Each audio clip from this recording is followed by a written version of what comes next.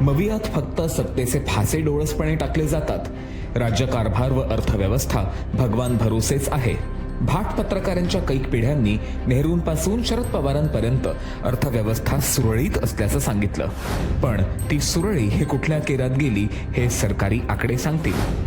महाराष्ट्राच्या एकूण एका मुख्यमंत्र्यांच्या काळात महाराष्ट्राचं एकूण उत्पन्न किती चढलं पडलं त्याचा हा पाढा. पहिले मुख्यमंत्री यशवंतराव चव्हाण मुंबई इलाख्याची फाळणी होताच जे महाराष्ट्र राज्य बनलं त्याचं उत्पन्न 0.1% घटलं. नंतर आले मारोतराव कन्नमवार. त्यांच्या हाताखाली महाराष्ट्राचं उत्पन्न 3% वाढलं. मग आले वसंतराव नाईक.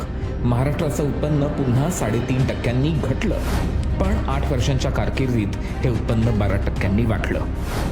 नंतर आलेल्या शंकरराव चव्हाणांनी हे सगळं घालवलं व मराठी तिजोरी 5.5% आटली. वसंतराव पाटलांच्या काळात 7.5% वाढ. शरद पवारांच्या काळात 6.7%. अब्दुल रहमान अंतुलेंच्या काळात 2.4%. बाबासाहेब भोसले उणे 3.8%. वसंतराव पाटील 1.3%. शिवाजीराव निलंगेकर 7.9%. मग पुन्हा शंकरराव चव्हाण आले. वाढ होती 6.7%. पुन्हा शरद पवार 16.5%. मात्र हा 91चा जागतिकीकरणाचा काळ होता ज्यात शरद पवारांचं योगदान 0 आहे. याच लाटेत सुधाकरराव नाईकांच्या सरकारात महाराष्ट्राची तिजोरी 15.1%ने वाढली. त्यानंतर पुन्हा तथाकथित जाणकाराच्या शरद पवार सत्तेत येताच दंगे बॉम्बस्फोट यांच्या तिजोरीची वाढ 1.9%वर आली. शिवसेनेच्या मनोहर जोशींनी मग 11%वर मुसंडी मारली. नारायण राणेंनीही हा दर 9.5%वर ठेवला. काँग्रेसचं सरकार येताच विलासराव देशमुखांनी तिजोरी पूर्ण 5%नी आटवली. सुशीलकुमार शिंदेंनी 7.9%ची वाढ आणली. पुढे अशोक चव्हाणांपासून पृथ्वीराज चव्हाणांपर्यंत हा दर 11.5%पर्यंत होता.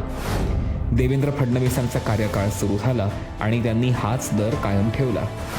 मग उद्धव ठाकरेंच्या मोहरेखाली अभद्र मविया सरकार आलं आणि घोटाळे, घोडेबाजार, पळत्या उद्योगांनी आणि करोनाच्या साथीने महाराष्ट्राची अर्थव्यवस्था सरळ 9.2%नी कोलमडली. ही परिस्थिती बदलायला इच्छाशक्ती व तडफ असलेलं महायुतीचं सरकार आलं आणि तिजोरीची भरभराट सरळ 12%नी झाली. आता तुम्हाला समृद्धी महामार्ग, नवनवे वाहन उद्योग महाराष्ट्रात आणणारं सरकार हवं आहे की तुमच्या कराचा पैसा मौलवी मदरशांवर उधळणारं, सरकारी बंगल्यांवर अरबोंची उधळपट्टी करणारं मविया सरकार? पैसा तुमचा, मत तुमचं, भविष्यही तुमचंच.